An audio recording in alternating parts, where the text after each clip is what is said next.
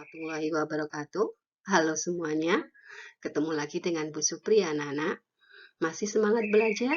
Oke, hari ini kita akan belajar tematik dan bahasa Inggris. Pelajaran tematik kita sampai pada tema 6, panas dan perpindahannya. Subtema 3, pengaruh kalor terhadap kehidupan, pembelajaran yang keempat. Anak-anak, kalian perhatikan dua gambar di samping. Bagaimana pendapatmu jika kamu berada di tempat dalam suasana seperti gambar tersebut? Tahukah kamu bagaimana usaha yang dilakukan masyarakat agar keadaan seperti pada gambar tersebut terwujud? Ya, salah satu usaha yang dilakukan adalah memastikan bahwa menjaga kebersihan lingkungan menjadi kewajiban dan tanggung jawab setiap warganya. Lalu, bagaimana kalau kita membuang sampah sembarangan? Kalian bersepeda seenaknya?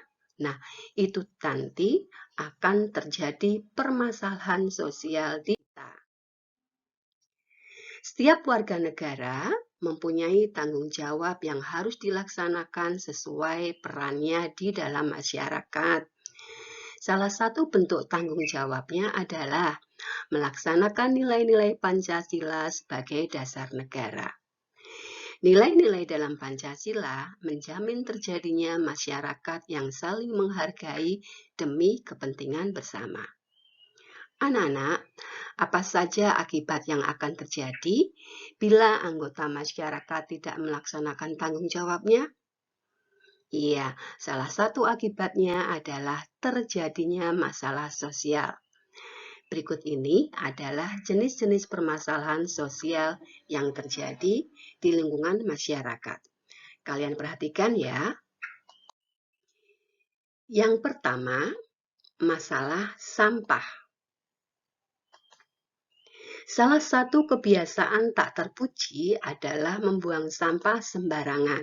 Misalnya, siswa membuang bungkus permen dan makanan di ruang kelas, di halaman sekolah, atau di selokan dekat sekolah. 2. Warga masyarakat membuang sampah dapur di parit, di saluran air, atau di sungai. 3. Sampah pasar, sampah toko, sampah kantor banyak berserakan sampai ke jalan raya karena tidak tertampung di bak sampah. Nah, hal ini terjadi karena banyak orang tidak bertanggung jawab menjaga lingkungan mereka dengan membuang sampah sembarangan. Lalu, bagaimana cara mengatasinya? Ya, kita harus membuang sampah pada tempatnya. Kemudian kita lakukan daur ulang sampah. Gitu ya anak-anak. Lalu yang kedua adalah kali atau sungai yang kotor. Kamu perhatikan gambar di samping, betapa kotornya kali tersebut. Kali atau sungai kadang-kadang dijadikan tempat pembuangan sampah bagi warga masyarakat. Pabrik-pabrik atau industri-industri juga banyak yang membuang limbah ke kali tanpa diolah terlebih dahulu. Kemudian membangun rumah di bantaran sungai, maksudnya membangun rumah di pinggir-pinggir sungai. Lalu, bagaimana cara mengatasinya? Untuk mengatasi masalah sungai yang kotor, dapat dilakukan dengan sosialisasi tentang prokasi, program sungai bersih, dan tidak membangun rumah di sekitar das atau daerah aliran sungai. Kemudian yang ketiga, bangunan liar. Di kota-kota besar banyak terjadi orang mendirikan bangunan-bangunan liar. Bangunan liar berarti tidak ada izinnya ya anak-anak. Nah, bangunan liar sering kita jumpai berada di atas saluran air, di trotoar, di taman-taman kota, dan di kolong-kolong jalan layang.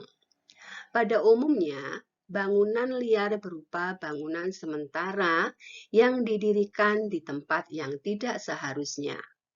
Hal ini akan menyebabkan masalah kesehatan dan kebersihan lingkungan yang menimbulkan ketidaknyamanan masyarakat pada umumnya. Maka, kita perlu mengatasinya dengan cara menertibkan bangunan liar dengan cara dibangunkan rumah susun bagi warga miskin. Kemudian juga dilakukan sosialisasi. Ya, Nana. Berikut adalah kemacetan lalu lintas. Nah, kemacetan lalu lintas sering terjadi pada saat jam berangkat sekolah atau jam berangkat kerja. Salah satu penyebab kemacetan lalu lintas antara lain banyak pengguna jalan yang tidak melakukan kewajibannya untuk menaati aturan lalu lintas.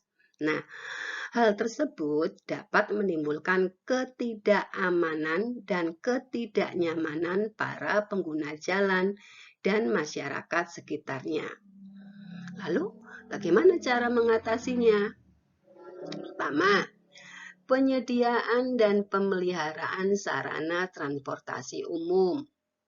Kedua, penggunaan jalur satu arah. Ketiga, pembatasan kepemilikan kendaraan pribadi. Dan yang keempat, pembuatan skywalk. Yang kelima, penetapan sistem aturan ganjil genap. Dan yang keenam, menambah ruas jalan baru. Itu tadi beberapa contoh permasalahan sosial yang ada di sekitar kita. Nah, kemudian anak-anak, nanti kamu buka tematik buku siswa halaman 168 dan 169.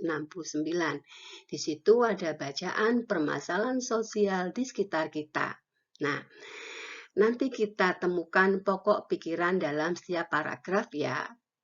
Kalau kalian baca, itu ada 6 paragraf. Nah, paragraf yang pertama, pokok pikirannya apa, anak-anak? Betul, tanggung jawab warga negara sesuai perannya. Kemudian yang kedua, paragraf yang kedua, pokok pikirannya adalah akibat warga negara tidak melaksanakan tanggung jawabnya. Sedangkan pokok pikiran pada paragraf ketiga adalah membuang sampah sembarangan, kebiasaan tidak terpuji. Terus paragraf yang keempat apa, Nana? Betul, pokok pikiran paragraf yang keempat adalah sungai dijadikan tempat pembuangan sampah warga. Dan paragraf yang kelima, apa coba? Iya, bangunan liar menyebabkan masalah kesehatan dan kebersihan lingkungan. Yang terakhir, paragraf yang keenam apa? Betul, yaitu kemacetan lalu lintas menyebabkan ketidaknyamanan pengguna jalan dan masyarakat. Ya, itu tadi cara menentukan pokok pikiran dalam setiap paragrafnya. Baik anak-anak, untuk tugas kalian yaitu kalian buka halaman 171 atau kalian kerjakan tabel di bawah ini dengan cara membaca bacaan permasalahan sosial di sekitar kita. Kalian isi ya, kalian kerjakan. Kalian kerjakan dengan teliti dan hati-hati. Kita akan jalan-jalan ke Kota Medan. Anak-anak, nanti kamu buka buku halaman 173, kemudian kamu baca usaha Bolu Meranti Medan. Kamu pahami isinya, kamu baca hati-hati. Nah, kemudian tugas kalian berikutnya adalah menjawab bacaan usaha Bolu Meranti Medan. Itu ada 5 pertanyaan. Nanti kalian jawab dengan sebaik-baiknya. Kalian kerjakan di buku tugas kalian masing-masing ya anak-anak. Jadi tugas kali ini ada 2, yaitu Yang pertama, masalah sosial yang ada di sekitar kita, kamu isi tabel. Yang kedua adalah menjawab pertanyaan dari bacaan usaha Bolu Meranti Medan. Demikian tadi anak-anak pelajaran hari ini. Ya, mudah-mudahan kalian senang. Jangan pernah bosan, sebab ini semuanya untuk kalian semuanya. Ingat selalu, kalau kalian keluar rumah harus memakai masker. Sering cuci tangan. Ya, anak-anak. Demikian dari Ibu. Wassalamualaikum warahmatullahi wabarakatuh. Sampai ketemu lagi di pelajaran berikutnya.